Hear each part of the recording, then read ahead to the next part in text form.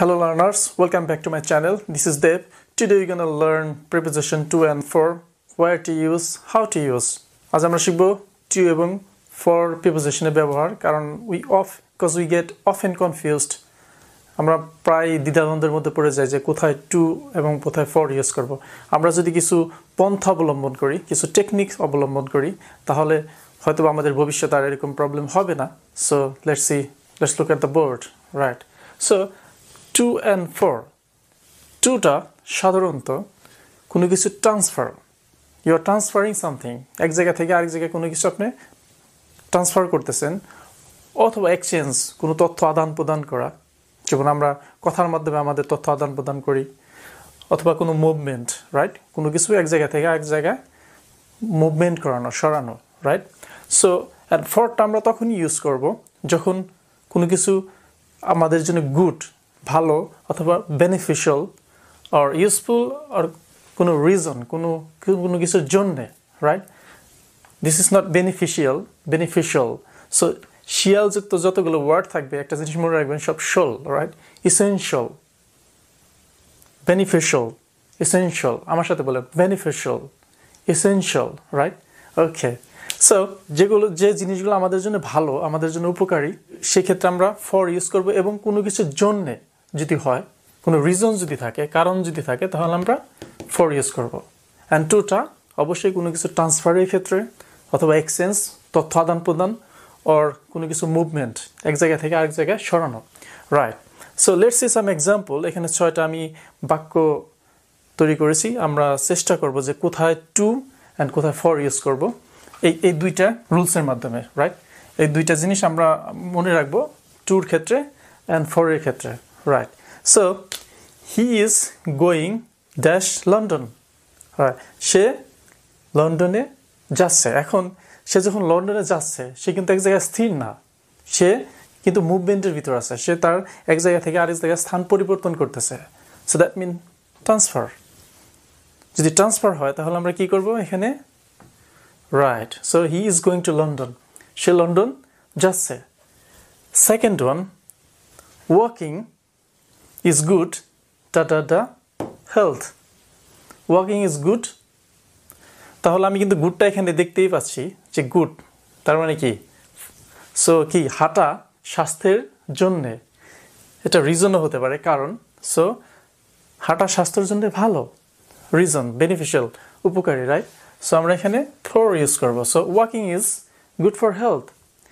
এখন number 3, I gave my book dash my sister.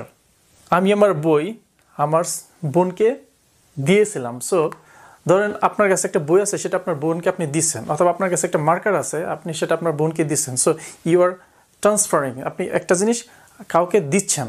So এটা কি ট্রান্সফার অথবা মুভমেন্টের ভিতরে পড়ে। Easy, right? So I gave my book to or for, কোনটা হবে বলেন? To, right? Exactly, to my sister. আমি আমার বইটি আমার বোনকে দিয়েছিলাম। I will sing dash for you, right? So এখানে আপনি কি টু বসাবেন নাকি ফর বসাবেন? I will sing। এখন যখন আমি গান গাইব, আমি তোমার জন্য গান গাইব, এখন গানটা তো আসলে যার জন্য গাইবেন অবশ্যই তার গানটা শুনলে ভালো লাগবে, অথবা এখানে কারণটা হয় কার জন্যে? তোমার জন্যে, রাইট? যদি আপনি অন্য কাউকে গান শোনান অবশ্যই তার ভালো লাগবে। সো এটা রিজনও হতে পারে অথবা তার ভালোর জন্য। So I will sing for you or to you, কোনটা হবে? Right, definitely for. I will sing for you, আমি তোমার জন্য গান গাইব। Number 5, he is talking dash to you. He is talking, আমি আগেই বলেছিলাম, একটু স্মরণ করার চেষ্টা করেন, ট্রাই টু রিমেম্বার, রাইট? আমরা যখন কথা বলি তখন কি তথ্য আদান প্রদান করি না? তাহলে কি হবে? He is talking exchange, right? So আমাদের তথ্য আমরা আদান প্রদান করতেছি। So is talking to or for?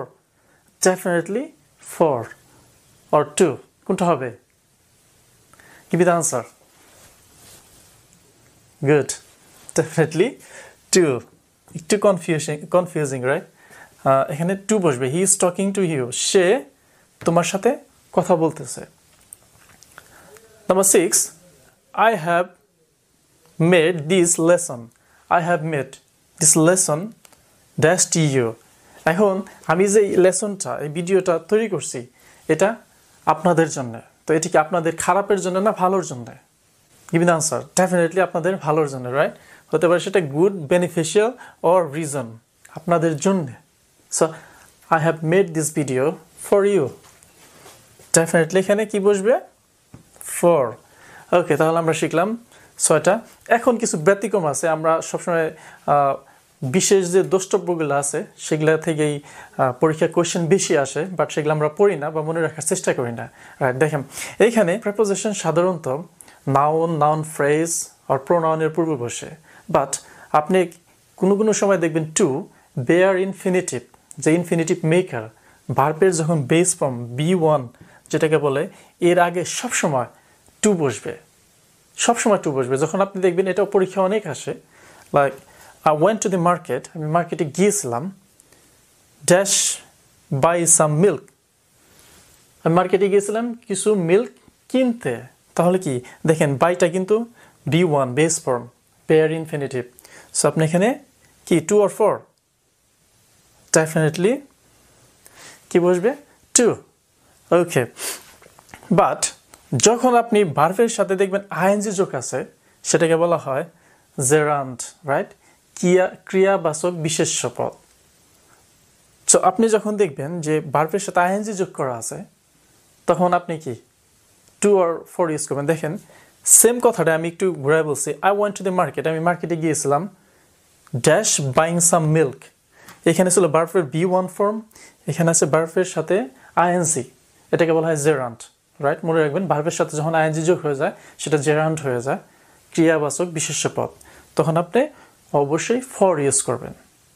You watch my video for learning English, আমার ভিডিওগুলো তুমি দেখো ইংরেজি শিখতে বা ইংরেজি শেখার জন্য। You watch my video to learn English, আমার ভিডিও শিখতে, টু লার্ন, লার্নের সাথে টু যাবে, বাট আপনি যখন লার্নিং দিবেন তখন ফর।